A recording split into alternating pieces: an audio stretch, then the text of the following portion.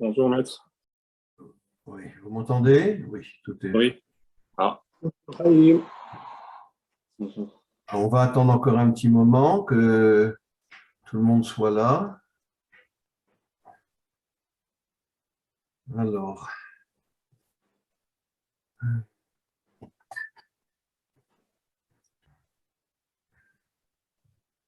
Ah, Clémence de Madagascar est là. Très bien. Et Ange Luther, où vous habitez? Je ne vous entends pas, ouvrez votre micro. Côte d'Ivoire. Côte d'Ivoire. J'ai rencontré récemment à Jérusalem tout un groupe de Côte d'Ivoire. Ils étaient au moins une centaine qui venaient de Côte d'Ivoire. Ils parlaient français, bien sûr, donc on a parlé ensemble. C'était une discussion très agréable. Alors, Clémence est là aussi. Les Jatons. Grégoire. Oh, Grégard de Guadeloupe. Vous savez que j'étais en Guadeloupe au moins pendant plus de 10 ans. J'allais tous les ans en Guadeloupe dans la communauté juive de Guadeloupe.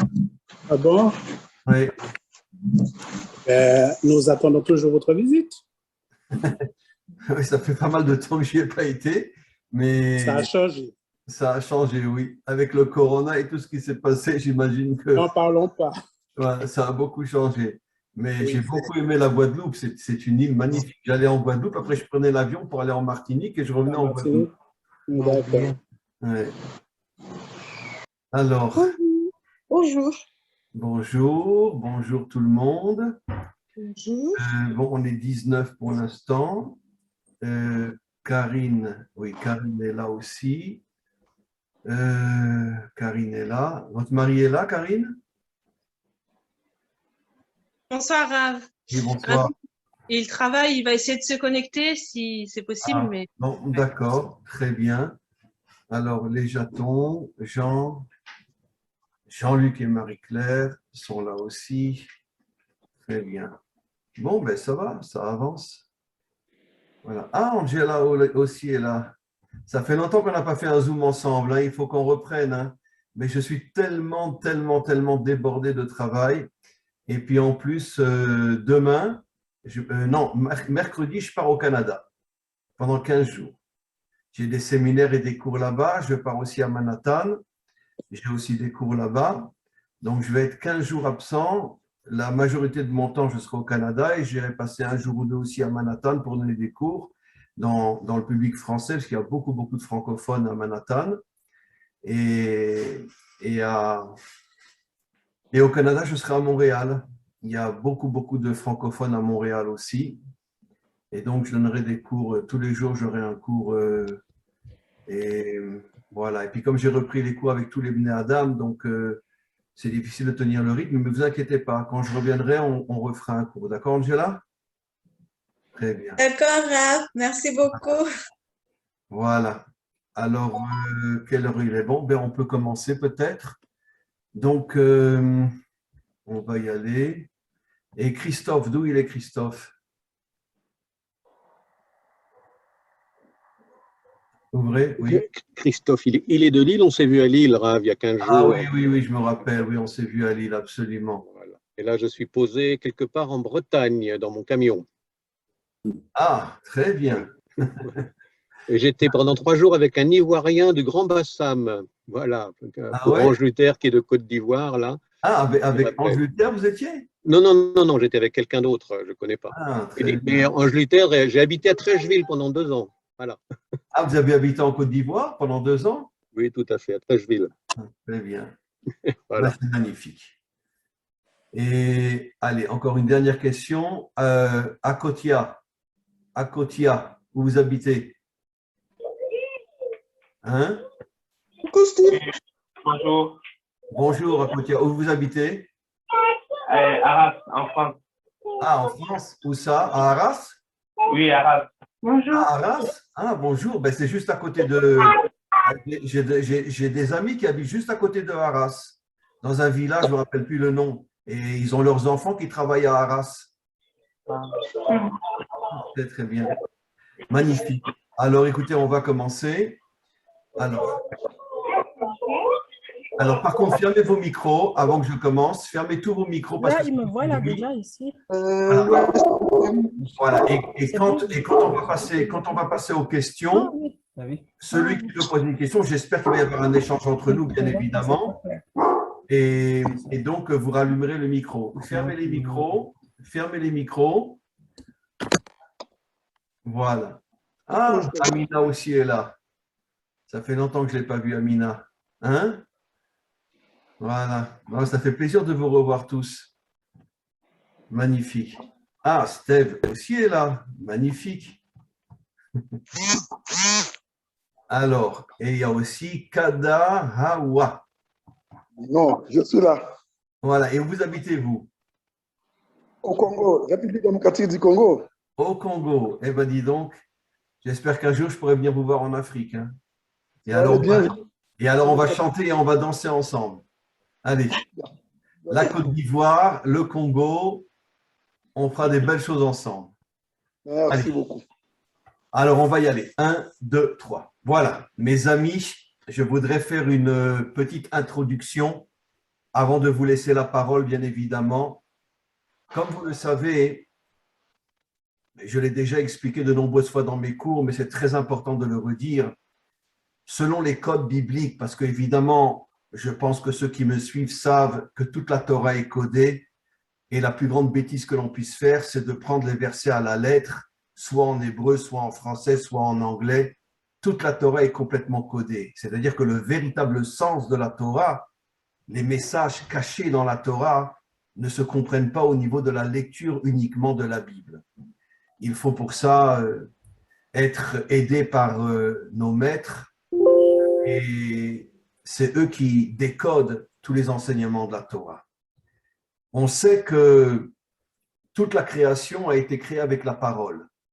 Comme il est dit en hébreu, Vayomer Elohim, Dieu dit que la lumière soit, que le ciel soit, etc. Il y a une exception, l'homme, Adam et Ève, ont été créés dans l'action.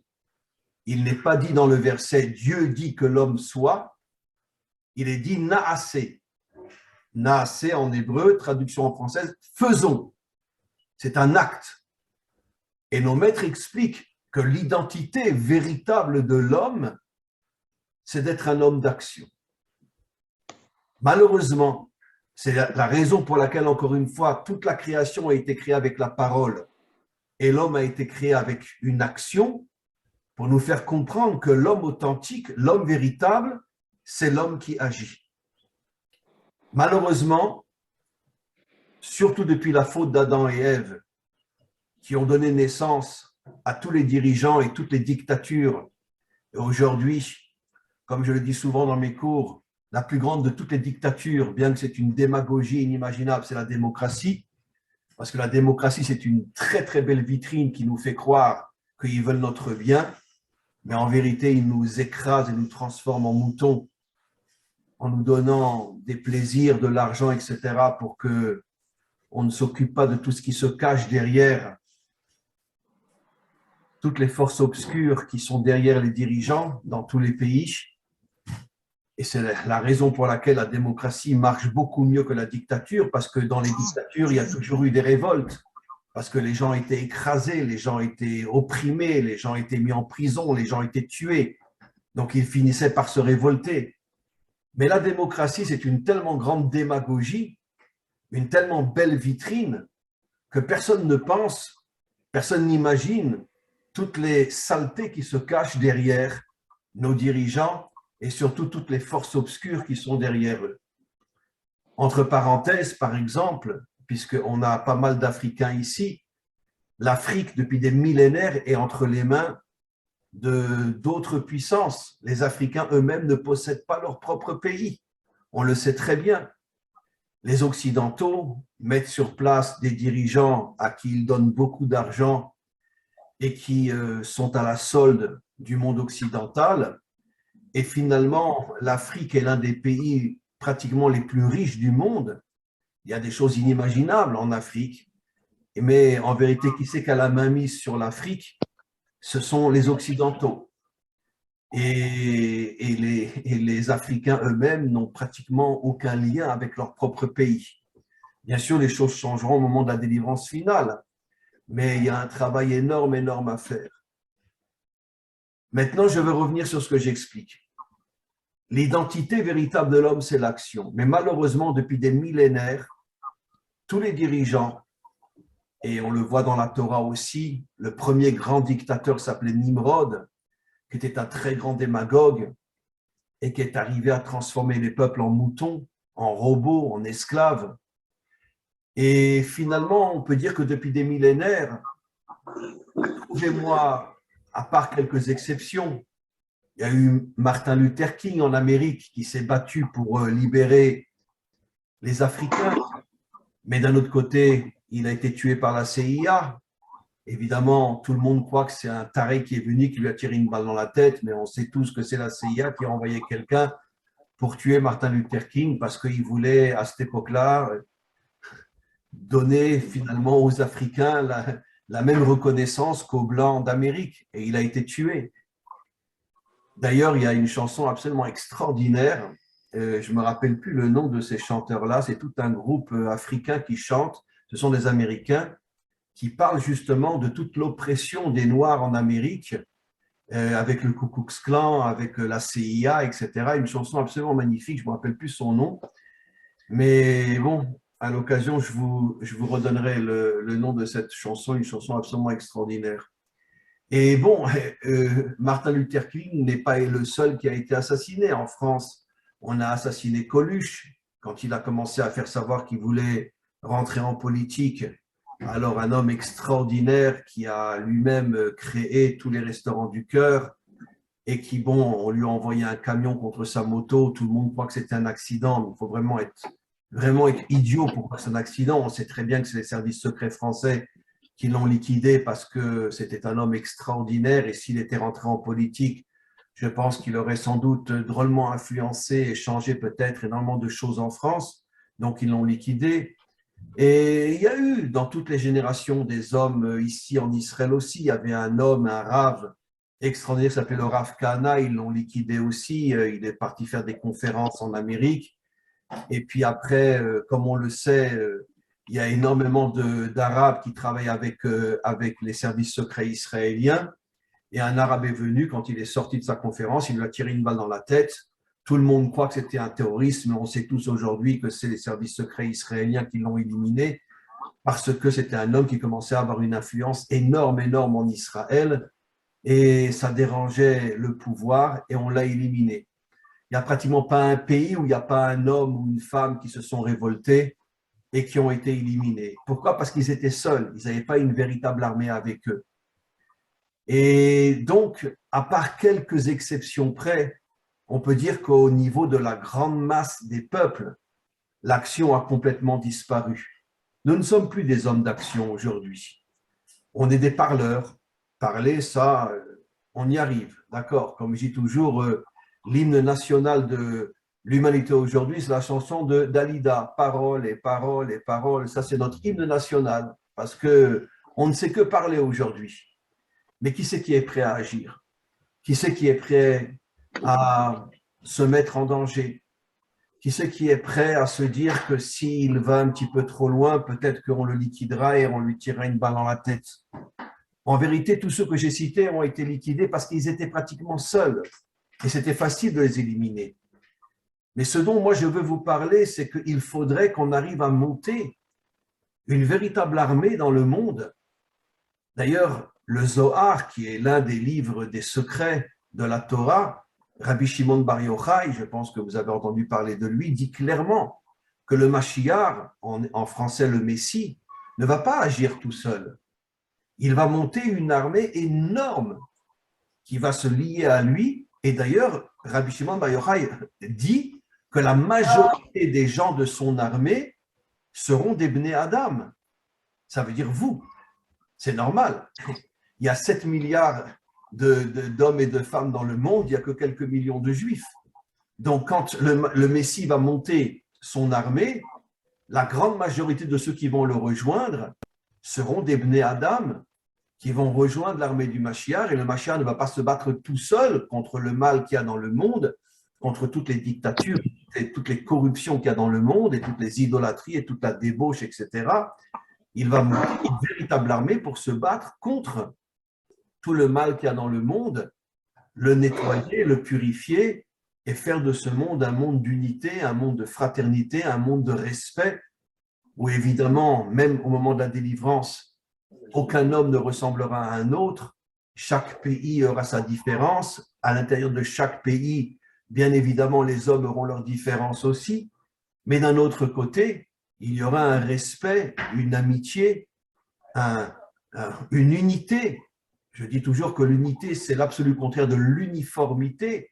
L'uniformité, on est tous pareils, c'est ce que les dictateurs veulent faire, qu'on soit tous pareils, et l'uniformité, l'unité, c'est tout le contraire.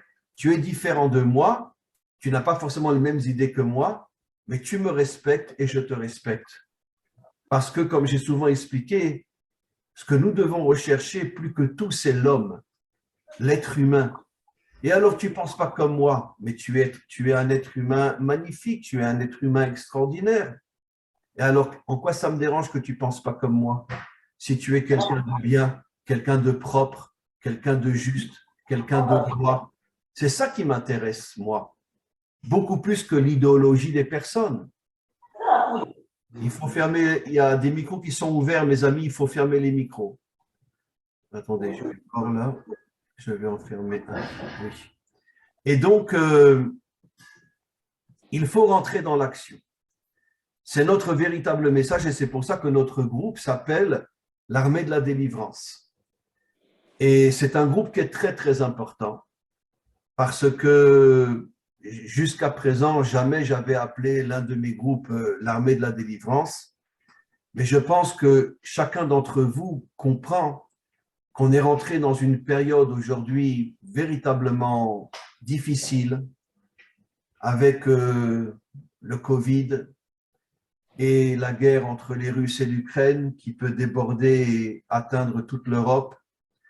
Israël aussi est terriblement en danger puisque, comme on le sait, Biden a tout fait pour permettre aux Iraniens d'avoir la bombe atomique. Et aujourd'hui, les Iraniens l'ont ou l'ont presque. Et ils ont déjà prévenu que le jour où ils auront la bombe atomique, ils la lanceront sur Israël. Et donc, bon, on verra ce qui va se passer. Mais je ne pense pas qu'ils la lanceront que sur Israël, ils vont la lancer aussi sur tous les pays sunnites. N'oublions pas que les Iraniens sont des chiites. D'ailleurs, tout le monde sait ce que ça veut dire le mot chiite en anglais. D'accord? Donc, ils ont vraiment bien, bien choisi leur nom. Et donc, les sunnites, qui sont les pires ennemis des chiites, en vérité, eux aussi, j'imagine que si l'Iran arrive à avoir plusieurs bombes atomiques, ils l'enverront sur l'Arabie Saoudite, ils l'enverront sur la Jordanie, ils l'enverront sur l'Irak, etc., sur tous les pays sunnites qui sont à l'extrême opposé de l'idéologie chiite. L'idéologie chiite est une idéologie extrêmement dangereuse, extrêmement fanatique. Il y a une fête, je l'ai déjà souvent dit dans mes cours, il y a une fête chez les chiites en Iran, une fois par an, je ne sais pas quand ça tombe, mais une fois par an, où ils prennent des couteaux et ils se déchirent la peau, les adultes et les enfants. Et le sang coule. J'ai déjà vu des vidéos, mais des trucs fous. Ce sont des gens complètement fous. D'ailleurs, entre parenthèses, la grande majorité des Iraniens ne sont pas chiites. Ce sont les dirigeants qui sont chiites. Mais le peuple iranien est un peuple extraordinaire. Il y a pas mal de temps, j'étais en Suisse, je donnais un cours, j'ai rencontré un Iranien là-bas et un homme extraordinaire. Un homme vraiment extraordinaire. Et il m'a expliqué, nous, le peuple iranien, on n'est pas chiite. On essaye véritablement de faire tomber notre gouvernement, mais le problème, c'est qu'à chaque fois qu'on fait une manifestation, même pacifique, ils viennent avec des mitraillettes et ils nous tirent dessus. Donc, on ne peut même pas sortir dans les rues. Mais le peuple iranien est un peuple extraordinaire. Malheureusement, tous les dirigeants et l'armée iranienne sont des fous furieux. Et donc, le monde est véritablement en danger. On ne sait pas ce qu'il y aura dans quelques mois, on ne sait pas ce qui va se passer, quelles vont être les conséquences de la guerre entre la Russie et l'Ukraine, qu'est-ce qui va se passer ici au Proche-Orient avec l'Iran qui va avoir la bombe atomique, et d'une manière générale dans le monde, qu'est-ce qui va se passer? Les choses ne sont pas claires du tout. C'est pour ça que j'ai pris la décision d'essayer, je dis bien d'essayer, parce que ça ne dépend pas de moi, ça dépend surtout de vous. Est-ce qu'on est prêt à finalement rentrer dans l'action? Est-ce qu'on est prêt à arrêter de parler, à arrêter on pourrait dire, de vivre dans des illusions qui sont les illusions de la parole, bien que quand quelqu'un transmet une vérité, c'est important aussi, bien évidemment, mais ça ne suffit pas.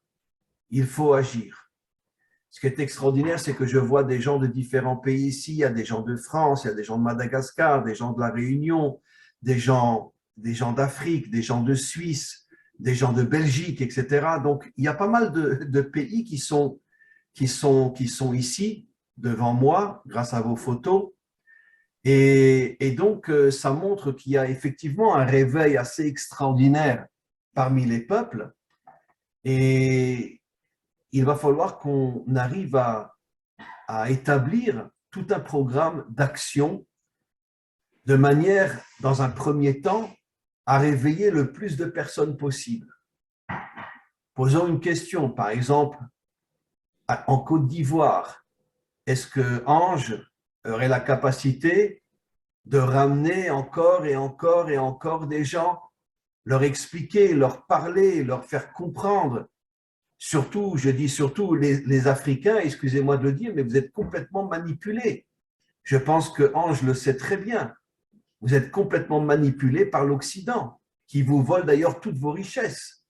Ils vous volent tout. Vous savez que les Chinois ont acheté pratiquement les 2/3 de l'Afrique. Et toutes les récoltes africaines vont en Chine aujourd'hui. C'est inimaginable. Il est temps que le peuple africain se révolte et se prenne en main et chasse toutes ces dictatures-là de sa terre.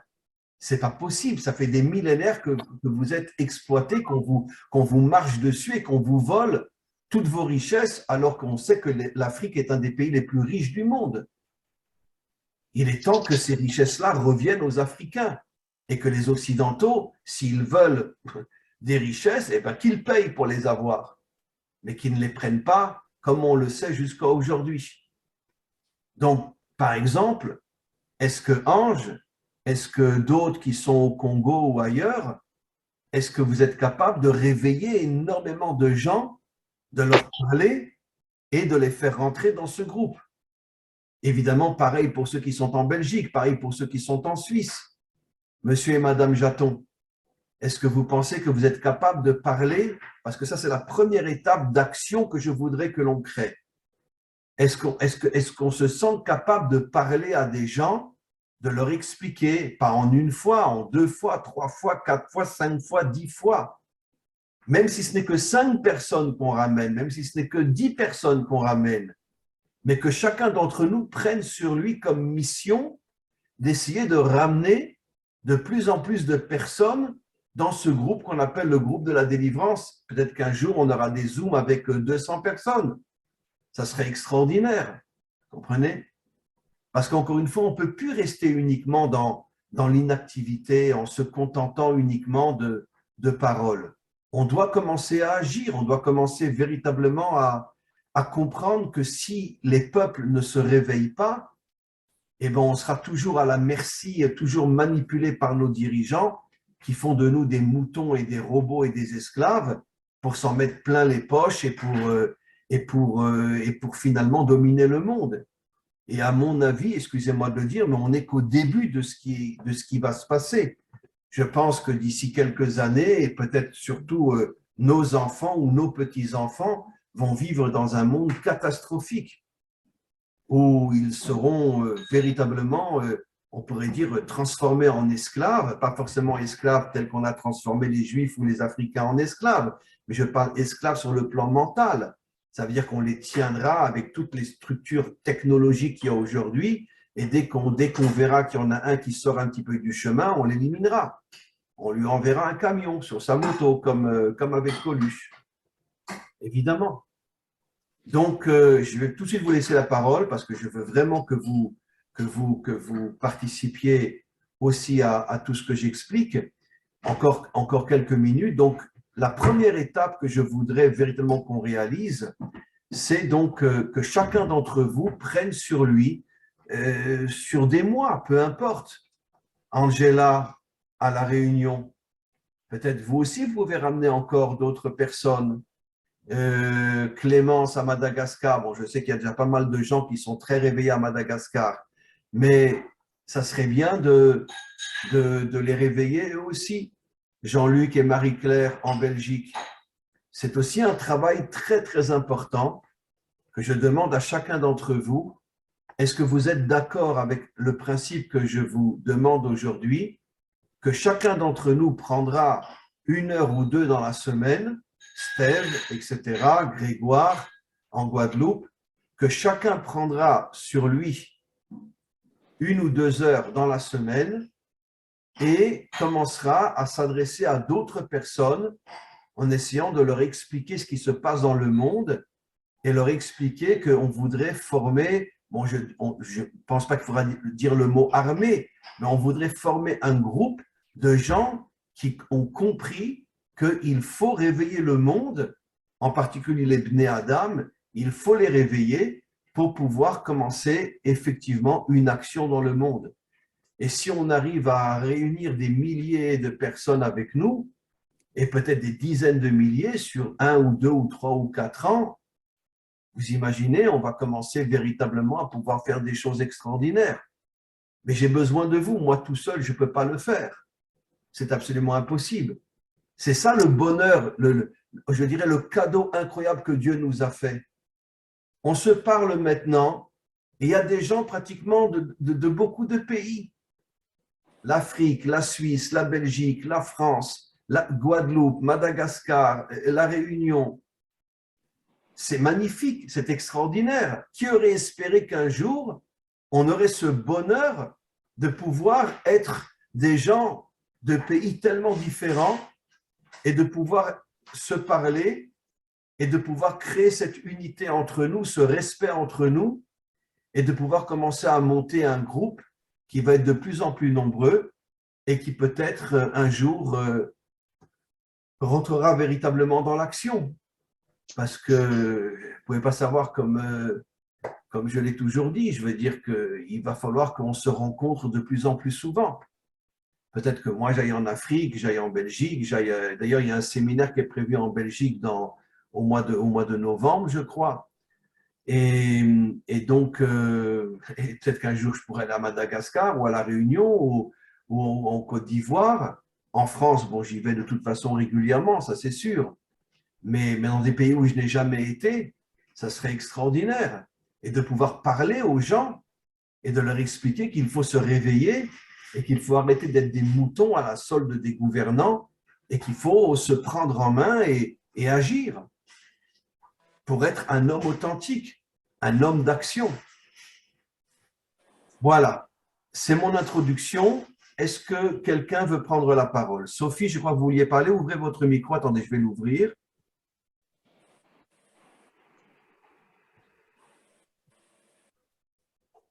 Attendez.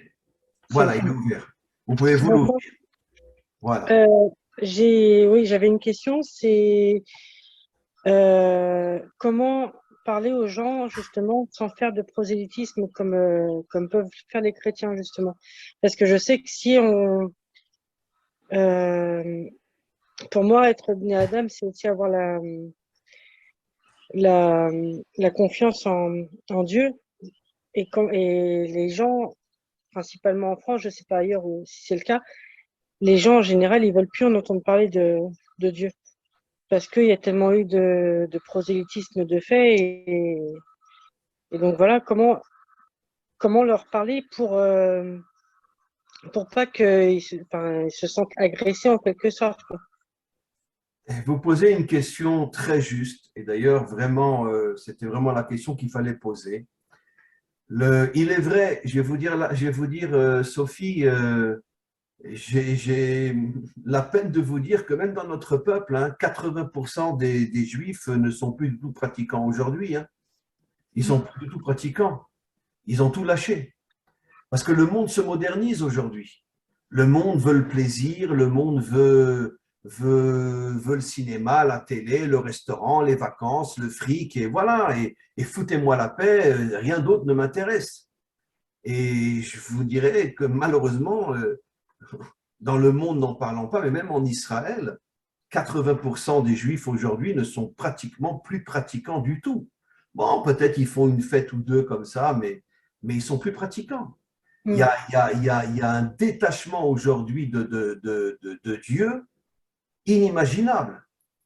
Mais d'un autre côté, je sais que je l'ai déjà dit de nombreuses fois, j'ai eu le bonheur de rencontrer dans ma vie des gens très différents de moi, des gens, par exemple, catholiques, qui étaient des gens extraordinaires. Par exemple, j'ai eu pendant quelques années, je ne sais pas si vous le savez, mais l'un de mes meilleurs amis était le chef prieur de la basilique Saint-Pierre au Vatican, Don Alberto, un homme exceptionnel, un vrai catholique. On était très différents. L'une des premières fois que je l'ai rencontré, je lui ai dit, vous savez, moi je ne crois pas en Jésus. Et vous savez ce qu'il m'a répondu? Il m'a dit, je m'en fiche que tu ne crois pas en Jésus. Moi, ce qui m'intéresse, c'est toi. Comme ça, il m'a répondu. Je l'ai serré dans mes bras, je lui ai dit, ah, enfin, je rencontre un homme authentique qui s'intéresse à ce que je suis et pas à ce que je pense.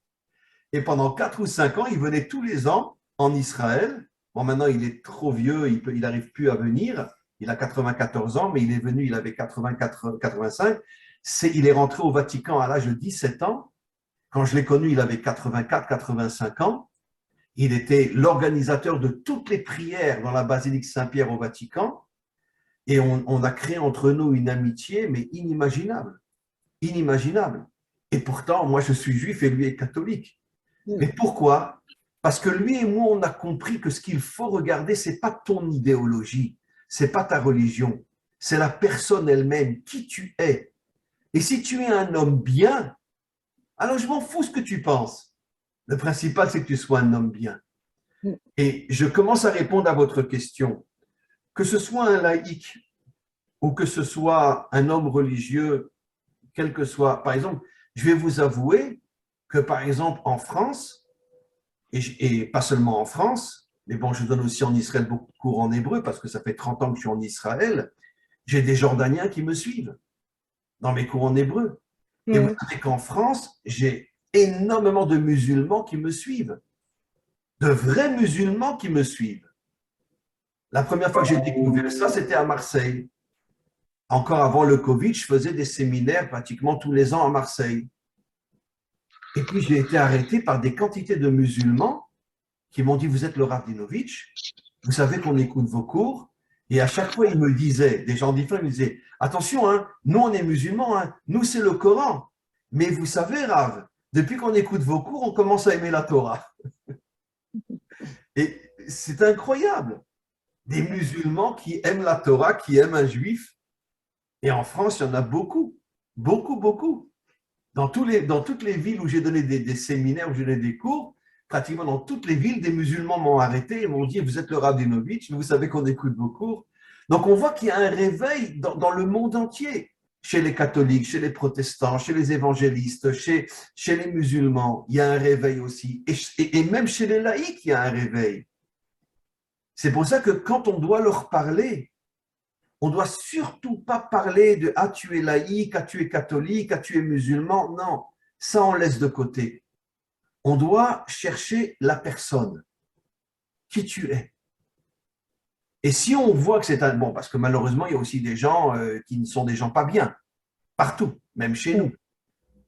Mais si tu vois que c'est quelqu'un de bien, quelqu'un de propre, quelqu'un de juste, quelqu'un de droit, alors il faut lui parler.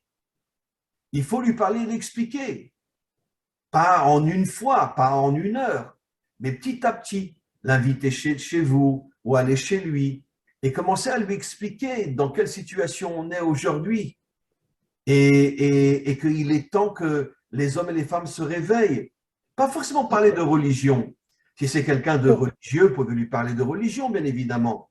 Mais si c'est quelqu'un qui n'est pas religieux, alors parlez-lui de la réalité dans laquelle on vit aujourd'hui. Il est temps qu'on se prenne en main. Il est temps que les hommes et les femmes comprennent qu'on ne peut pas se laisser manipuler comme on l'est depuis des millénaires par tous nos dirigeants et qu'il est temps de véritablement agir afin de pouvoir faire quelque chose. Vous comprenez? Donc, je sais que ce n'est pas facile. Quand je vous ai dit, est-ce que vous êtes tous et toutes prêts à parler à des gens qui sont autour de vous? Je sais que ce n'est pas simple. Je le sais que ce n'est pas simple. Mais d'un autre côté, on n'a pas le choix. Excusez-moi de le dire, c'est un petit peu orgueilleux, mais moi-même, je suis en contact avec des milliers d'hommes et de femmes non juifs partout dans le monde et des gens extraordinaires.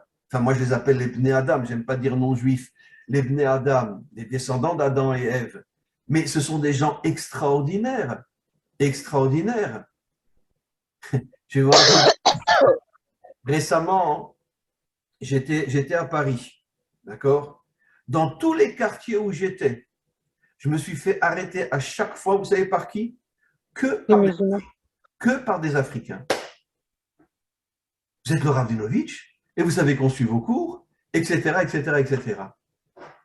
Partout, dans tous les quartiers, j'étais dans le 16e, dans le 17e, dans le 9e, dans le 10e, dans le 8e, peu importe. Je suis resté quelques jours à Paris parce que j'avais là-bas des choses et des cours à donner.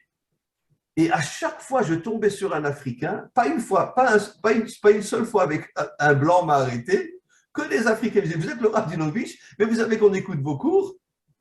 J'étais bouleversé. J'ai dit, mais c'est absolument incroyable. Je ne savais même pas que j'étais à ce point écouté. Vous comprenez? Et donc, et c'était des gens extraordinaires, des gens qui, tu sentais que c'était des gens qui avaient une intériorité, une authenticité, quelque chose de fabuleux. Et on a commencé à se parler, puis quand on s'est quitté, on s'est serré dans les bras, et voilà, voilà. Vous comprenez? Et donc, c'est ce que j'explique. Il faut qu'on arrête de regarder l'idéologie. Regardons la personne. Et si tu sens que la personne est une bonne personne, alors ne parle pas il est de gauche, il est de droite, il est catholique, il est juif, il est musulman. Ce n'est pas ça qui nous intéresse. Ce qui nous intéresse, c'est qui tu es en tant qu'être humain. Et si tu es un être humain, que je sens que tu es un être humain bien, alors je veux te parler. Bon, s'il n'accepte pas, il n'acceptera pas. C'est pas grave. Vous savez, moi aussi, ça m'est arrivé, hein, de parler à des gens et puis ils m'ont dit, allez, va te faire voir, ça ne m'intéresse pas ton truc. D'accord? Et c'est sûr qu'une grande partie de l'humanité n'a pas du tout envie d'agir. Ils veulent le fric, le plaisir, un point, c'est tout. Mais nous, on doit essayer de se prendre en main et d'essayer de lever cette armée qui va, avec le temps, contenir de plus en plus de personnes dans le monde entier. Et après, on verra comment on va faire pour pouvoir se voir et que peut-être que, bon, on se rencontrera en France, on pourra se rencontrer en Afrique, on pourra se rencontrer dans d'autres pays, etc.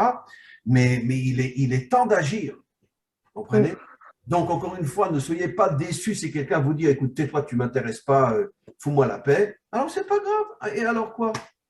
Et alors quoi? Non, parce que je pensais j'ai un collègue, en fait, qui se renseigne beaucoup et qui se révolte justement contre tout le mensonge par rapport qu'il y a eu derrière le Covid. Et lui, il dit clairement qu'on est comme des moutons, enfin, qu'on nous prend pour des imbéciles et tout. Et justement, quand vous parliez de ça, je pensais à lui. Je n'ai pas particulièrement d'affinité avec lui. Peut-être unissez-vous à lui, peut-être, et voyez avec lui comment vous pouvez vous tourner vers d'autres personnes. Vous comprenez? Alors, ce que j'aimerais demander, c'est, bon, n'hésitez pas à le faire, hein. Quelles sont les personnes, vous levez le doigt, qui sont d'accord de commencer ce premier travail d'action, de s'adresser à d'autres personnes, de manière à ramener de plus en plus de personnes vers notre groupe? Alors, on lève la main. Ah ben c'est pas mal. C'est pas mal. Eh bien, je vois qu'il y a pas mal de monde, hein. C'est magnifique. Oh, vous me touchez très fort, hein. Vous me touchez très fort. Alors, qui c'est à Kotia? Comment tu penses agir, toi? Ouvre ton micro. Comment tu penses agir? Comment tu vas faire? Ouvre ton micro. J'arrive pas, moi, à l'ouvrir. Tu arrives à l'ouvrir, voilà. Comment tu penses faire? Bonsoir. Bonsoir. Moi, déjà, en fait, je voulais poser aussi une question Oui. par rapport à la madame qui vient de passer. En fait, je voulais demander comment est-ce qu'il faut aborder les gens, mais vous en avez déjà parlé, genre comment il faut parler aux gens, comment il faut genre commencer la conversation, par exemple. Il y a des gens qui sont fermés, il y a des gens, dès que vous commencez à parler de trucs que genre, ça trait un peu à la politique, ils disent non, ils n'ont pas envie de parler de tout ça, des trucs comme ça. Donc, c'est ce que je voulais demander, mais bon, moi, oui, bah, je suis capable d'essayer d'aborder. Déjà, il faut trouver les bonnes personnes. La personne que vous voyez que cette personne, elle est déjà contre le système, contre tout ce qui se passe. Donc, ouais, moi, je suis capable de trouver les gens là et puis d'essayer de leur dire des trucs, de leur parler, quoi. Alors, écoutez, je vais répondre à votre question. En vérité, ça touche la question que Sophie a demandée. Je pense que la majorité des gens à qui vous vous adresserez vous diront « fous-moi la paix, me dérange pas ». Oui, c'est ça. Ce qui compte, c'est de trouver une minorité. Il faut être clair. Aujourd'hui, il n'y a qu'une minorité qui se réveillera. Peut-être que quand le Messie se dévoilera, alors peut-être que ça sera de plus en plus de monde. Mais bon, nous, on n'est pas le Messie. Notre travail à nous, c'est d'essayer de réveiller des gens.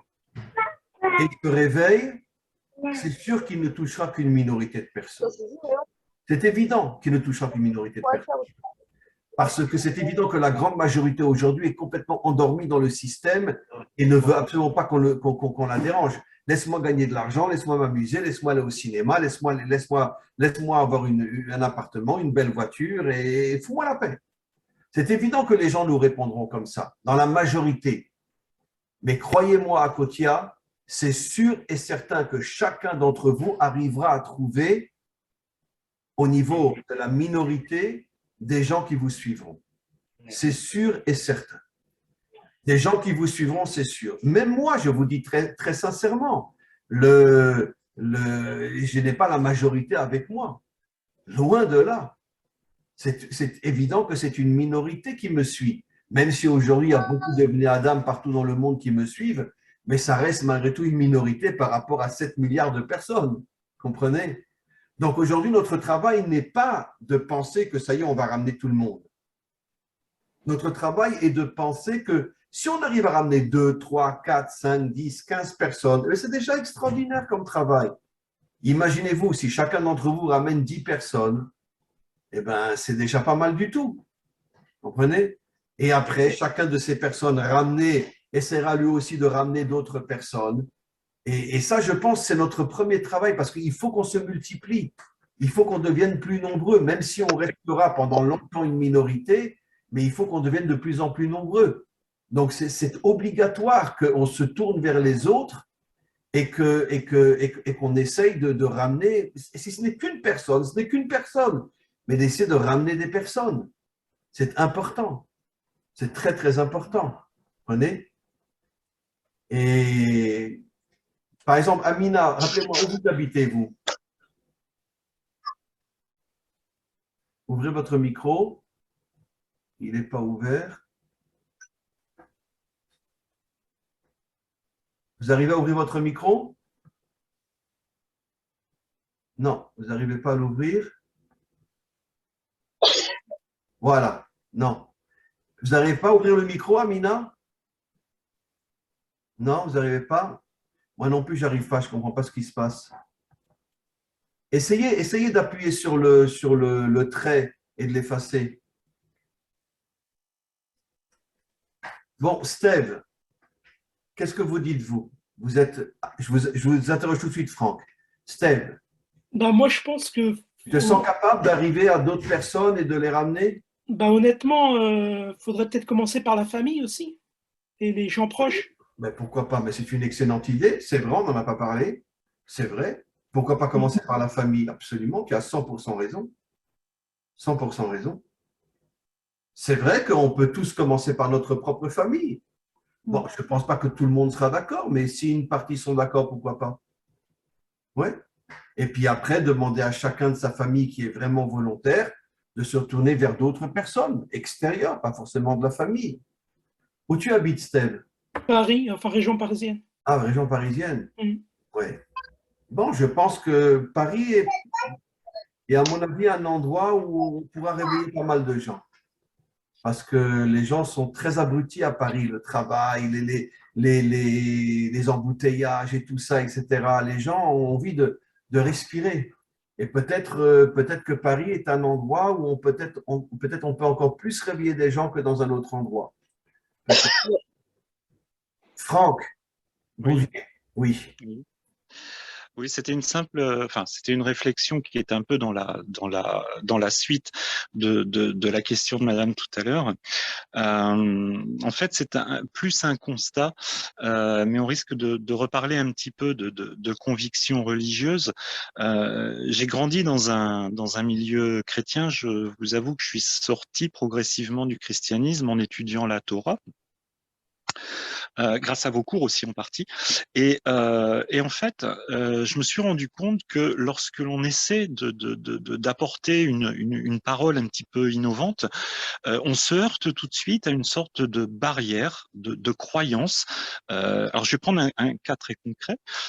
Essayer d'œuvrer pour un monde meilleur, dans le milieu qui m'entoure, on me dit, mais c'est pas la peine, parce que Jésus a dit que son royaume n'est pas de ce monde, donc on n'a pas à se préoccuper de ce monde, et ça ira mieux lorsque Jésus reviendra, enfin tout ce qui est décrit dans l'Apocalypse. Ok. Si on n'est pas d'accord, tournez-vous vers la politique, mais aussitôt on est récupéré par tel parti. Oui, vous êtes de droite, vous êtes de gauche, vous êtes du RN, vous êtes voilà. Automatiquement, les gens ont besoin de cataloguer les personnes pour savoir si elles correspondent à leur état d'esprit, à leurs convictions personnelles.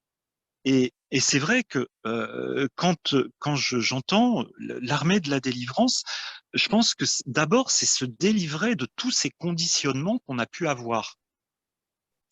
Et essayer finalement de convaincre les gens de se déconditionner. Et là, c'est pas évident, c'est pas facile, parce qu'on se heurte très vite à, comme je l'ai entendu, à une parole de refus. Non, c'est trop dangereux. Et puis de toute façon, qu'est-ce que ça va me rapporter? Voilà, il y a une sorte de mur actuellement qu'il est très très compliqué de percer, parce que les gens, et y compris moi-même, puisque le premier travail, je pense, c'est un travail sur soi, ce travail de déconditionnement et d'essayer de sortir de ce carcan politique, de ce carcan religieux, et d'avoir une parole qui libère. Alors écoutez, vous avez dit des choses tellement justes aussi, je ne peux pas reprendre tout ce que vous avez dit, mais vous savez, il y a cette expression française qui parle de l'union entre le clergé et la noblesse. Bon, on parle du clergé et la noblesse, c'est la chrétienté avec le pouvoir politique, mais c'est vrai partout. Vous savez, chez nous aussi, malheureusement, on pourrait dire que les institutions rabbiniques sont aussi du côté politique parce que, bon, ils reçoivent de l'argent. Et donc, c'est vrai partout, c'est vrai dans toutes les religions, c'est vrai dans l'islam, c'est vrai dans le christianisme avec toutes ces tendances, c'est vrai dans le judaïsme aussi. Ceux qui sont les dirigeants spirituels sont tous de mèche avec ceux qui leur donnent de l'argent pour continuer finalement à endormir les peuples.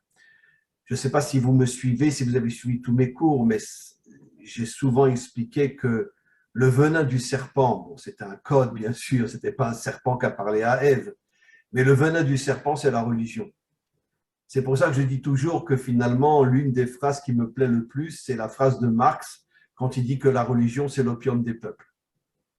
Et quand je parle de religion, je ne parle pas uniquement du christianisme, je parle aussi du judaïsme. Parce qu'en vérité, la véritable spiritualité, est à l'extrême opposé des religions. Comme vous l'avez si bien dit, mon royaume n'est pas de ce monde. Sachez que les maîtres authentiques de la Torah disent tout le contraire, que Dieu veut se dévoiler dans ce monde, dans le monde matériel. Et il ne veut pas rester coincé en haut dans toutes les illusions, les fantasmes que l'on se crée dans ce que moi j'appelle les religions, que ce soit la religion chrétienne, la religion juive, la religion musulmane. Toutes ces religions, c'est le venin du serpent. La Torah authentique n'a rien à voir avec la religion.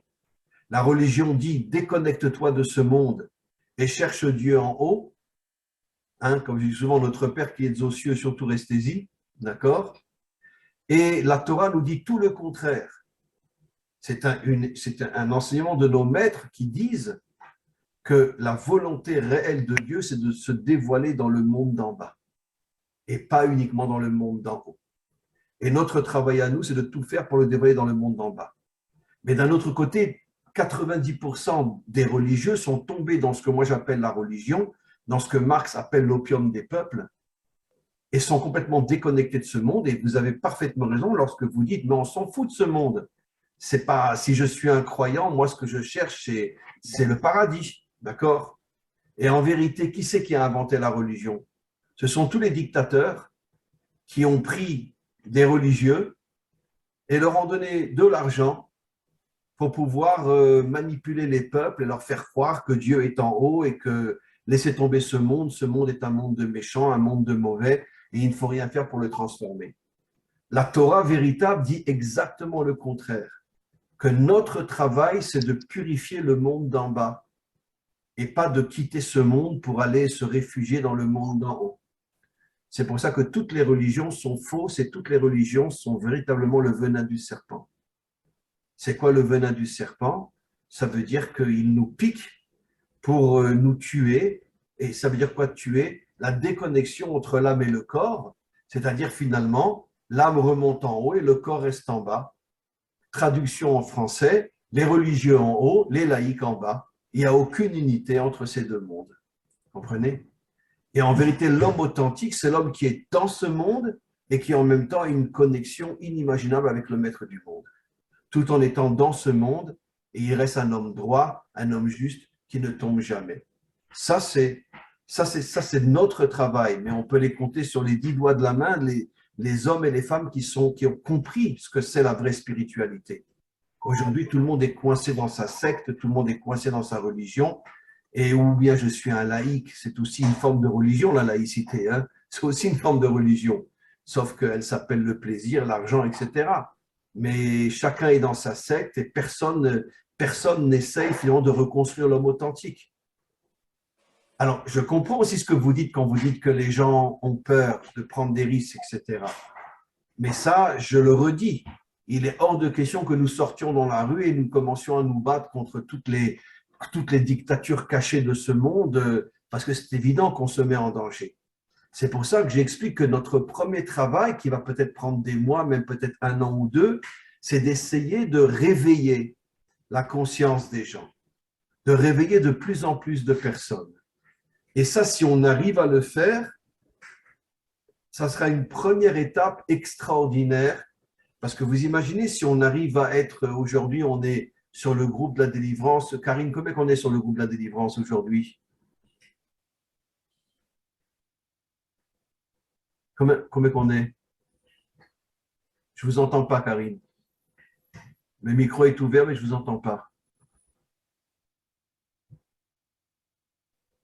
Ah, j'ai fait le calcul hier. Oui. Il y a 78 participants, okay. avec 19 préfixes internationaux, donc 19 pays.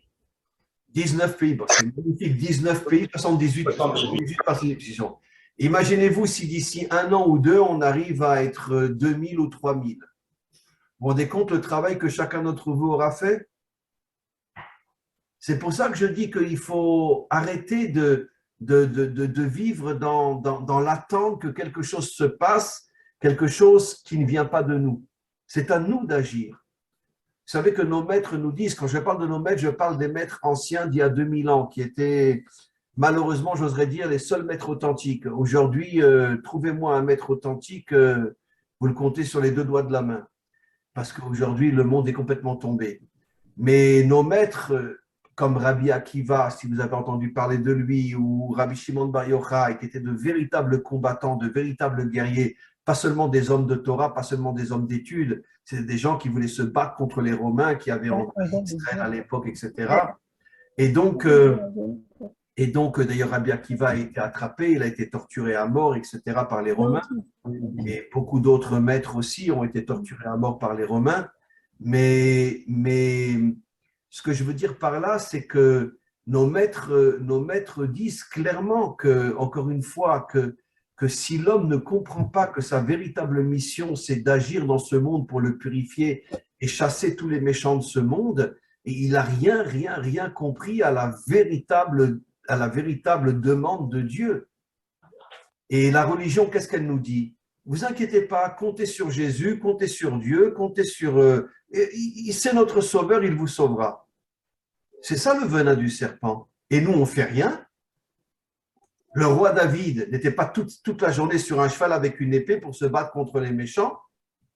Le roi David, ce n'est pas aussi celui qui a écrit les psaumes, qui sont traduits dans le monde entier. Vous comprenez? Mais le roi David n'était pas uniquement un homme spirituel, c'était aussi un véritable combattant, un véritable guerrier, qui toute la journée était sur son cheval avec une épée et partait en guerre contre tous les méchants de ce monde. Et quand il rentrait chez lui, ben, il étudiait, il priait. Il avait véritablement l'union entre la dimension spirituelle et la dimension matérielle. Mais trouvez-moi des hommes comme ça aujourd'hui. C'est très, très difficile. Je ne dis pas qu'il n'y en a pas. Sur 7 milliards, il y en a peut-être quelques centaines. Mais je ne suis pas sûr qu'il y en a quelques milliers. Quelques centaines éparpillées un peu partout dans le monde. Mais nous, notre travail aujourd'hui, c'est d'essayer encore une fois de ramener de plus en plus de personnes. Si on arrive à transformer notre groupe, comme a dit Jean, de 78 à peut-être 2000 ou 3000 d'ici quelques mois ou un an ou deux, ça sera une action extraordinaire. Et quand on sera 2 ou 3000, oui, tout de suite, André, je vais vous poser une question et vous allez me parler. Quand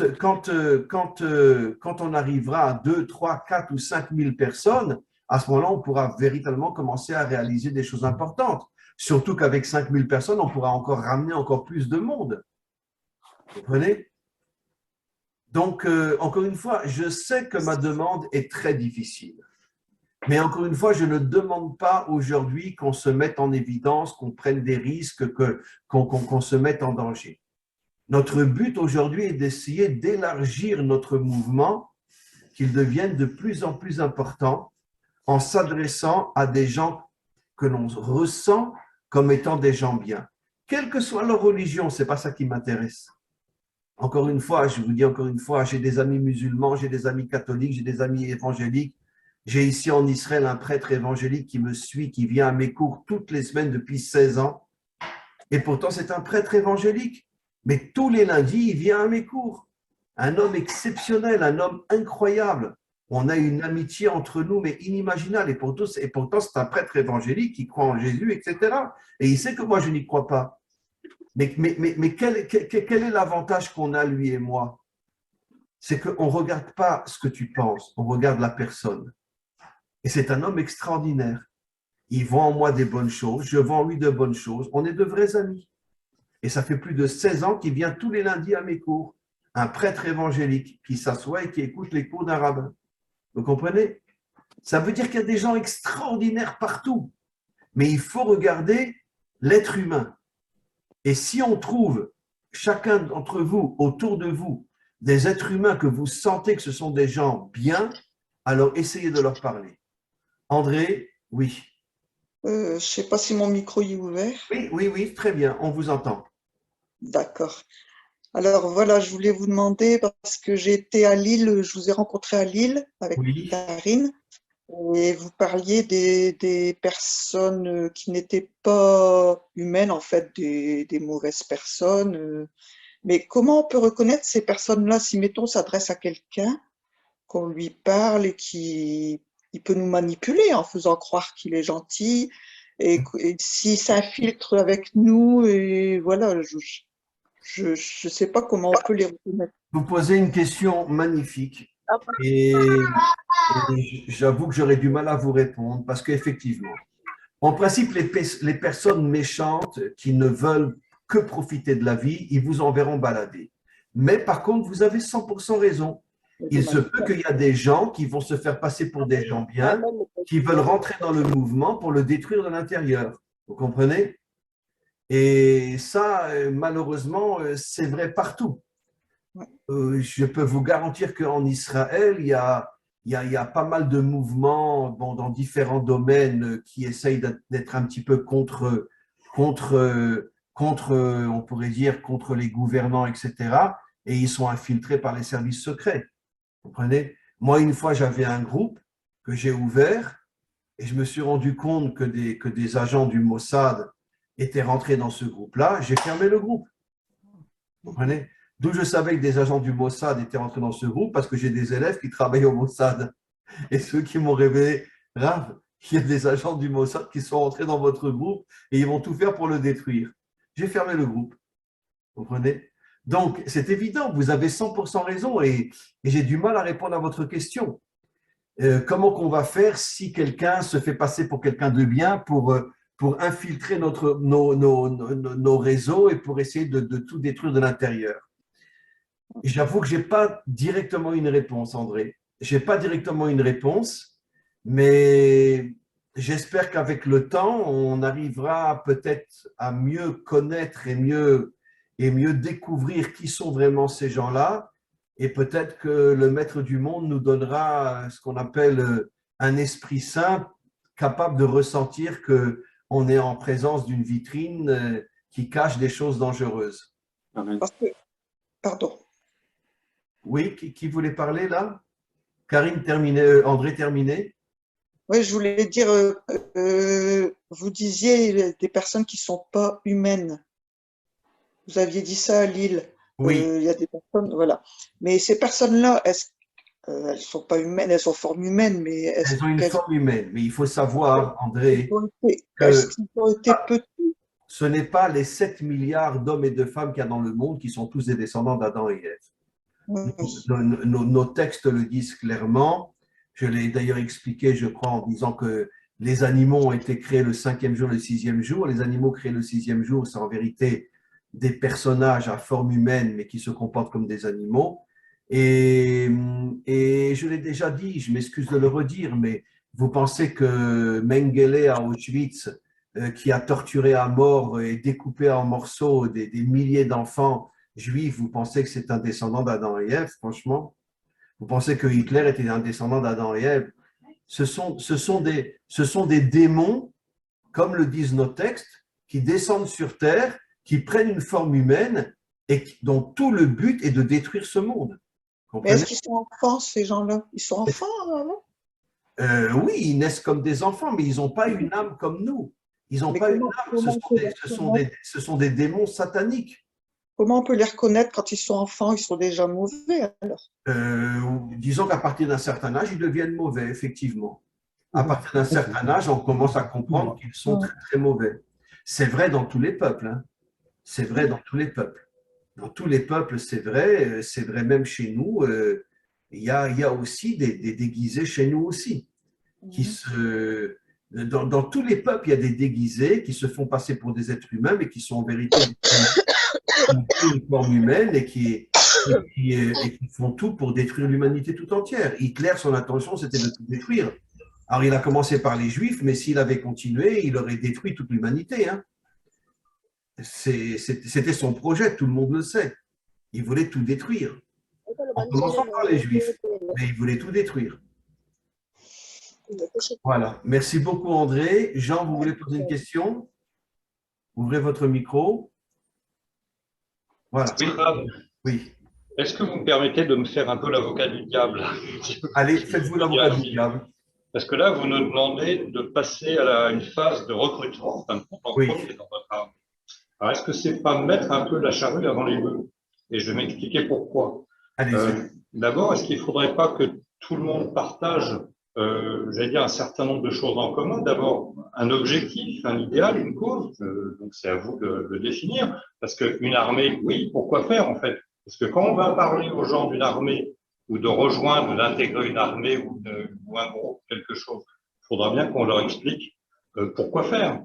Ensuite, d'autre part, est-ce qu'il ne faudrait pas mettre en place une organisation?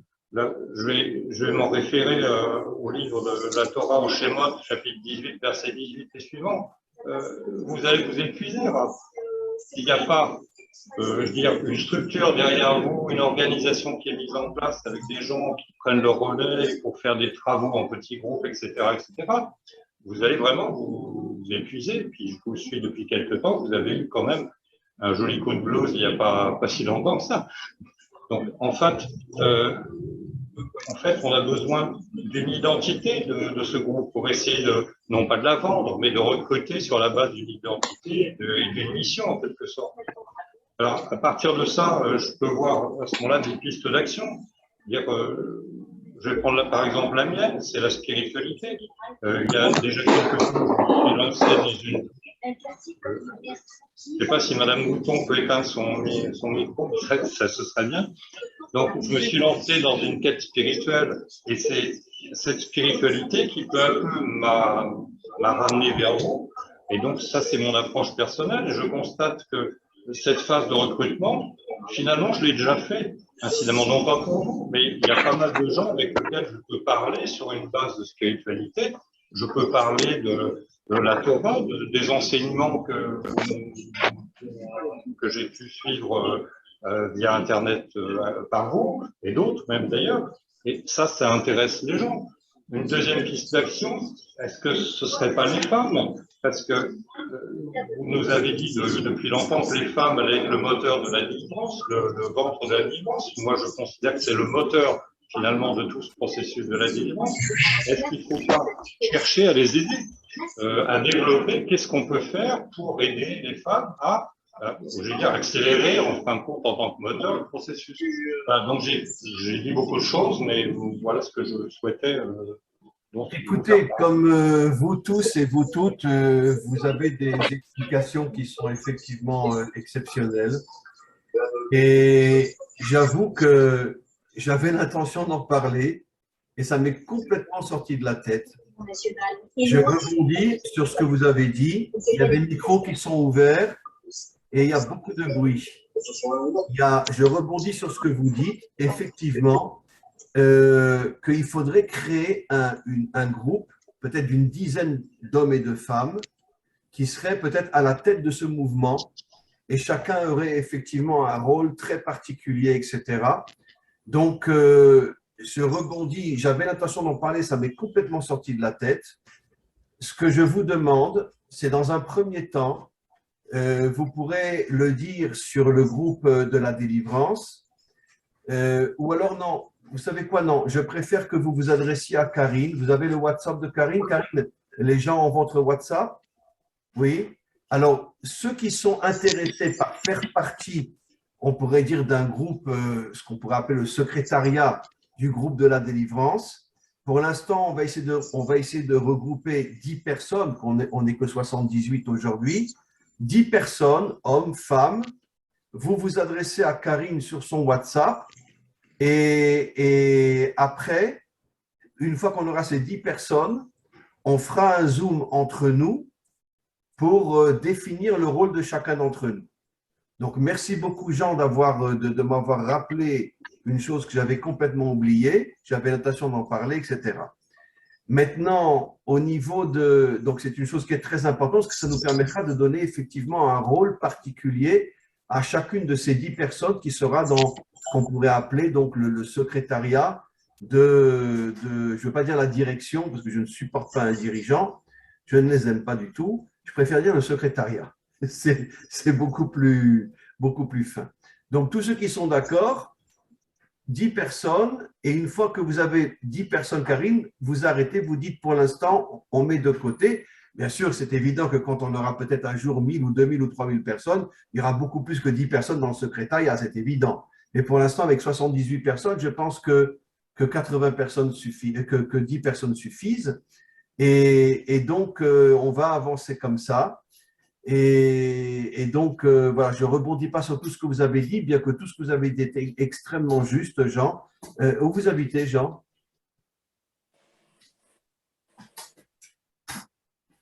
Vous Je vis dans le Jura, pas très loin de Besançon, que vous connaissez. Ah oui, ah oui. Oui, c'est un peu difficile pour recruter du monde, mais… Oui. Mais c'est pas grave, même si vous recrutez deux personnes, c'est pas grave. Voilà, merci beaucoup Jean pour votre remarque. Merci énormément. Je vous en prie. Je crois que Kada Anwa voulait poser une question, je crois. J'ai vu que tout à l'heure, ça s'était affiché que vous vouliez poser une question. Kada Anwa, vous voulez poser une question?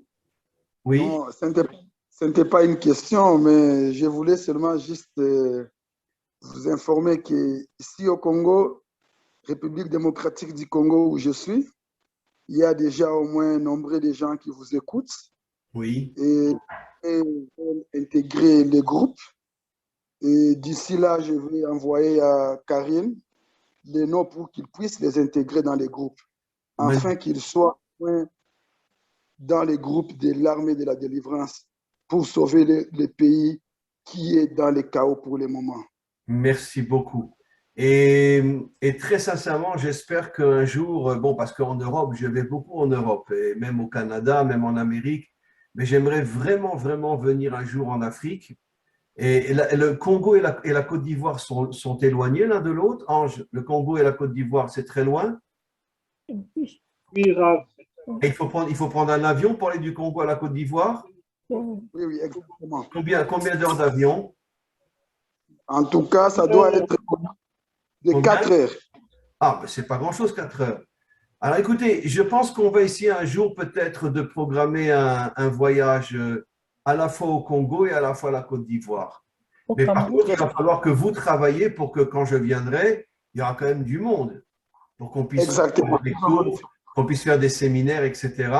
Et j'aimerais vraiment une fois venir au Congo et en Côte d'Ivoire pour qu'on puisse se voir. Ça serait très, très important parce que le contact physique aussi sera très, très important. D'accord? On en reparlera, on va voir comment ça sera possible, ok? Et bienvenue, vraiment. Voilà. Voilà. Sinon, y a-t-il, Amina, vous vouliez poser une question? Oui, vous avez ouvert votre micro, oui. Oui, bonjour, Raph. Après, je veux prendre votre parole en marche, c'est-à-dire que ce serait bien que vous veniez vraiment en Afrique. Mais vous êtes en Afrique, vous, Amina? Vous êtes en Afrique? Je suis en train de rentrer définitivement en Afrique, oui. J'ai fait 35 ans en Europe. Où vous allez aller? Vous étiez à Londres, vous, non? Non, mes enfants sont à Londres, moi je suis en France avec mon mari. Et où vous allez rentrer à Londres? Où vous allez rentrer en Afrique? À quel pays? Au Cameroun. Ah, au Cameroun? Oui. Et le Cameroun, c'est loin du Congo et de la Côte d'Ivoire? C'est proche du Congo. Afrique centrale. Alors peut-être qu'on pourra faire ces 3 pays. On pourra faire à la fois le Congo, le Cameroun et la Côte d'Ivoire. Voilà, donc depuis une année, je suis en train de travailler, mon mari et moi, à mettre en place un endroit, c'est-à-dire où on pourra accueillir un jour nos frères d'Israël qui viendront là-bas. Ça fait 1 an qu'on travaille, on a déjà presque les bâtiments sur 1 hectare. Waouh, magnifique. Et on a mis en place cette année, il y a 4 mois, j'étais là-bas, mettre en place un peu d'agriculture bio, cachère, pour qu'un jour, que s'il y a quelqu'un qui vient, qui trouve de la bonne nourriture cachère. Magnifique. Voilà. Dites-moi une question, dans tous ces pays, Cameroun, Congo et Côte d'Ivoire, si par exemple je venais en décembre ou en janvier, il fait beau ou il fait froid? Ce sera bien, il fait beau. Il fait toujours chaud. Il fait toujours chaud, c'est la période de saison de pluie. Ok. Donc, on va peut-être essayer de programmer. On va voir peut-être pour le mois de janvier, peut-être que je viendrai. Bon, je viendrai avec mon épouse, bien évidemment, et peut-être qu'on programmera un séjour dans ces pays-là. Parce que vraiment, vraiment, j'aurais vraiment envie de venir et de vous voir sur le plan physique pour qu'on puisse essayer de créer quelque chose de plus fort. Tout à fait. Voilà. Et puis, je voulais aussi rajouter qu'il y a la communauté de mon village, la responsable de la communauté des sœurs catholiques qui est très, très intéressée par la Torah et qui m'a dit qu'ils sont prêts à être enseignés dans la communauté même. Alors, j'ai posé la question, ça ne va pas déranger vos évêques, tous les responsables? Il dit non, c'est dans ma communauté, je prends la responsabilité parce que moi, j'ai dormi chez elle pendant 1 mois Oui. Et elle a été très touchée à chaque fois qu'on faisait la braha, voilà, et on discutait de vos cours. Ils sont tellement, tellement, tellement touchés.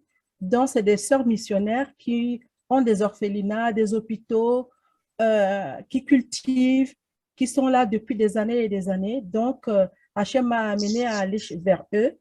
Il n'y a pas de hasard. Et à trouver l'attitude, c'est ce que je dis, c'est son attitude personnelle qui fait que les gens viennent à soi. Alors, si je viens au Cameroun, on ira chez eux et on parlera. On voilà. Chez eux. Avec plaisir, vous Hachem. Merci. Donc, je pense qu'on va le réaliser. Et puis, bon, aussi, il faudra que je vienne aussi un jour à Madagascar et à La Réunion aussi. Hein. Ou alors à Madagascar et Angela viendra à Madagascar. D'accord? Okay. Voilà. Alors, Christophe voulait poser une question. Merci beaucoup, Amina. Christophe voulait poser une question. Oui, Christophe, c'est le micro. Oui, oui, Rav. Ça va? Vous m'entendez? Très, très bien. OK. Oui, je rebondis un peu sur ce que Jean a posé tout à l'heure. Il me semble effectivement que la nécessité de formuler quelques objectifs les plus clairs possibles en 4 phrases ou 5 phrases permettrait de voir une vision un peu plus claire de ce que vous avez en tête ou de ce qui pourrait naître collectivement à partir de ce que vous nommez ce secrétariat. Parce qu'il y a plusieurs volets possibles. Il y a, par exemple, ce que vient de dire Amina, il y aurait un volet qui serait quelque part qu'on pourrait nommer social ou, voilà, elle parlait hein, d'éléments d'accompagnement, agriculture. Il y a un volet enseignement avec tout ce que vous enseignez. Il y a un volet action, mais on ne sait pas encore lequel. Donc, je pense qu'au point de départ, il est de votre rôle, puisque c'est vous l'instigateur, en 4 ou 5 phrases très claires, dire voilà les objectifs que nous pouvons poursuivre et les différents volets que nous pouvons envisager. Après, alors, ce que je vous propose, Christophe, excusez-moi de vous interrompre, mais quand on aura les 10 personnes, et je veux qu'il y ait des hommes et des femmes qui s'inscrivent dans le secrétariat, on fera un Zoom et là, on décidera véritablement des projets, des premiers projets qu'on doit mettre en place. Donc, votre stratégie, c'est de vous fonder sur ce petit collectif de manière à faire naître ce projet, en fait. Je ne veux pas être seul, je ne veux pas être le seul dirigeant de ce groupe. Vous savez, je vais vous dire avec la plus grande sincérité, moi, mon but, c'est l'unité. Mon but, c'est la fraternité. Mon but, c'est l'amitié. Et je n'accepterai jamais, jamais, jamais d'être le seul dirigeant d'un groupe. Je veux qu'on soit plusieurs et que chacun ait son rôle et que chacun ait son action et que chacun ait sa réalisation. Vous comprenez? Il est hors de question que ce soit une personne qui dirige un groupe. C'est hors de question. Vous comprenez? Donc, c'est pour ça que j'attends avec impatience que les gens se dévoilent chez Karine, qui sont celles et ceux qui veulent faire partie de ce secrétariat. Et après, on fera un Zoom pour fixer un certain nombre d'actions qu'après, on transmettra bien sûr au groupe de ce qu'on doit faire. Voilà. J'avais une autre question, c'est par rapport à ce que Eliaou Bocara propose. Est-ce que vous voyez un lien direct avec ce groupe-ci ou est-ce que c'est autre chose? C'est un lien direct. Un lien direct. D'ailleurs, je vais mercredi au Canada et je le retrouve là-bas parce qu'il y est déjà. C'est lui qui m'a préparé tous mes cours, etc. Il est à Montréal déjà. Et donc, c'est exactement, effectivement, la complémentarité. C'est-à-dire que ce que moi j'appelle l'armée de migrants, c'est exactement ce que l'on veut faire avec Eliaou. On veut essayer de monter ici un centre à Jérusalem qui sera à la fois un centre de Torah authentique et en même temps un centre de sport, ou plutôt de sport de combat, pour aider les gens à s'affirmer sur le plan physique aussi. Voilà. Bon, ça c'est aussi un sujet qui est en soi, dont on parlera, mais je dis toujours que l'homme et la femme authentique, c'est une personne qui à la fois développe son corps et développe son âme. Ça veut dire la puissance du corps et la puissance de l'âme. Ça, c'est l'homme authentique ou la femme authentique. Évidemment, la femme ne peut pas développer son corps comme l'homme peut le faire, mais malgré tout, elle peut le faire aussi. Vous comprenez? Et donc, lui, Eliaou, c'est un géant des arts martiaux. Et depuis son enfance, il est même parti en Thaïlande, il est parti dans différents pays pour apprendre la boxe thaï, etc. Et bon, c'est un champion du Krav Maga aussi. Et c'est en même temps un homme extrêmement religieux dans le sens Torah authentique. c'est un élève à moi que je connais depuis des années, et on a décidé ensemble de monter un centre universel ici à Jérusalem. Bon, je ne sais pas comment on va le faire parce qu'il faut quand même pas mal d'argent, il va falloir des soutiens, etc. Mais de monter un groupe, de monter un centre dans lequel pourront venir des gens de partout dans le monde pour passer une semaine ou 2 semaines et être pris d'une certaine manière en partie en charge pour pouvoir à la fois étudier la Torah authentique et en même temps faire avec Eliyahu des sports de combat qui leur permettront d'une certaine manière de se développer sur le plan de la conscience, sur le plan intérieur. C'est pas Krav Maga pour casser la figure à quelqu'un, c'est pas de ça que je parle. Mais Eliyahu a une technique, Eliyahu a une approche extraordinaire des sports de combat qui permettent un développement intérieur vraiment inimaginable. Et donc effectivement, c'est un complément avec Eliyahu. D'ailleurs, je pense que un jour, on refera un Zoom tous ensemble. Eliyahu sera avec moi et à ce moment-là, vous pourrez lui poser des questions, etc. parce que ça fait vraiment partie du projet. Voilà, Christophe. Ok, merci. Je suis en contact avec lui, hein, donc. Ah, très très bien. Mais c'est un garçon extraordinaire, vraiment un garçon extraordinaire. Je conseille vraiment à tous ceux qui le peuvent d'être en contact avec lui parce que c'est vraiment un garçon extraordinaire. Vraiment un homme authentique, un homme droit, propre, vraiment un homme authentique. Voilà. Ah, tiens, Eric est là. Comment ça va, Eric? Ça va. Je t'entends pas, mais c'est pas grave. Non, j'entends pas. Le micro a l'air d'être ouvert, mais j'entends pas. Non, j'entends pas, Eric. Il y a d'ailleurs un problème dans le micro, j'entends pas. Raneivo est là aussi, mais il est arrivé un peu tard. Hein? Il m'a pas entendu? Si. Alors, vous êtes arrivé à la fin, vous? Hein? Bon, c'est pas grave. C'est pas grave, le principal, c'est d'être là. Mes amis, il est un petit peu tard, il est déjà 9h20. Pour moi, c'est une journée très chargée. Encore une dernière question et bien sûr, je mettrai cette intervention sur le site, bien évidemment.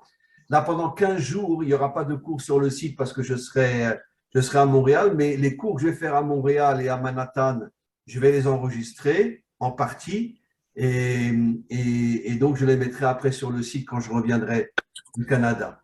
Et juste une question, Monsieur Gueuler, où vous êtes, vous? Où vous habitez? Vous ouvrez votre micro, vous arrivez à ouvrir votre micro? Oui, Rava. Ouais. Où vous habitez? J'habite à Le Mans, de la ville du Mans, de la Sarthe. Ah, vous êtes en France, vous? Oui, voilà, je suis en France. Ah, très, très bien. Magnifique. OK. Alors, il faut qu'on reste en contact aussi. Vous êtes dans le groupe, de toute façon. Vous êtes dans le groupe, de toute façon. Hein? Oui, tout à fait, oui. Très, très bien. Alors, y a-t-il une dernière question, mes amis? Une dernière question? Oui, Franck Bouvier, oui. Oui, c'est une question un peu d'ordre général.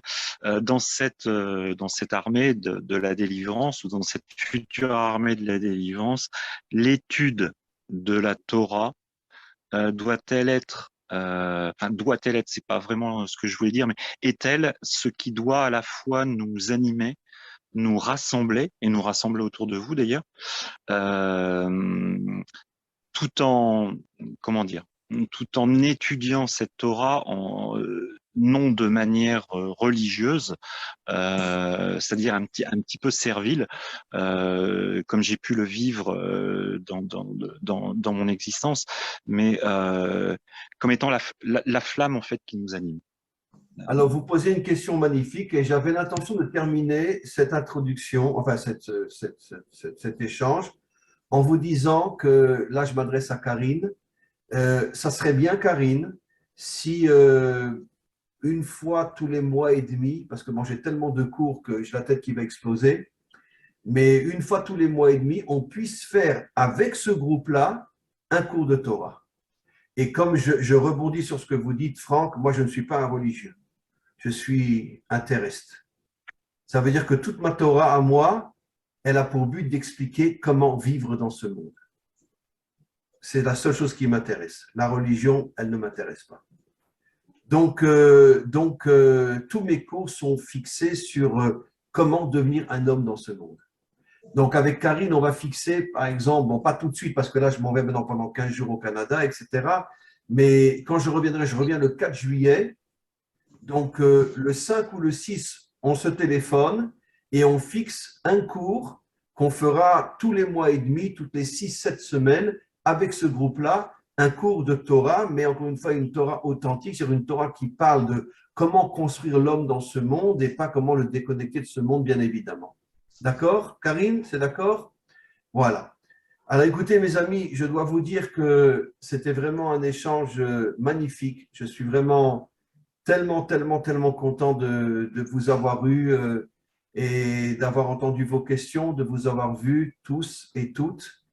Et bien sûr, on ne va pas arrêter, on fera d'une manière régulière des Zooms entre nous. N'oubliez pas que les 10 qui veulent rentrer dans le secrétariat, qui s'inscrivent chez Karine, et comme ça, on fera un petit Zoom entre nous pour fixer les règles de ce mouvement-là. Et donc, encore une fois, il faudrait qu'il y ait plus ou moins moitié homme, moitié femme. Ça serait très bien. Et donc, voilà, on se retrouve dans 15 jours à peu près, 15 jours, 3 semaines, pour faire peut-être un autre Zoom. En attendant, je vous souhaite tout le meilleur. Encore une fois, avec le Cameroun, le Congo et la Côte d'Ivoire, il va falloir qu'on essaye de… Vous savez quoi? Vous avez mon WhatsApp? Mon WhatsApp, vous l'avez, puisqu'il est dans le groupe, mon WhatsApp. Vous l'avez? Vous savez quoi, Karine? Envoyez mon WhatsApp à Ange, à Amina, et qui c'est l'autre? Ah oui, à Kada Anwa. Vous leur envoyez mon WhatsApp et on va essayer de voir comment programmer un voyage peut-être en décembre ou en janvier en Afrique, ok? D'accord? D'accord, Karine? Voilà. Alors, mes amis, je vous remercie sans fin d'avoir été nombreux et présents à ce… On était quand même 28 personnes, c'est déjà très bien. Et donc, on se retrouvera bien sûr très prochainement. Je vous souhaite tout le meilleur et vraiment, je n'ai pas de mots pour vous remercier d'être ce que vous êtes. Vous êtes des gens extraordinaires. Et je dis merci au Maître du Monde de me permettre de rencontrer des gens comme vous.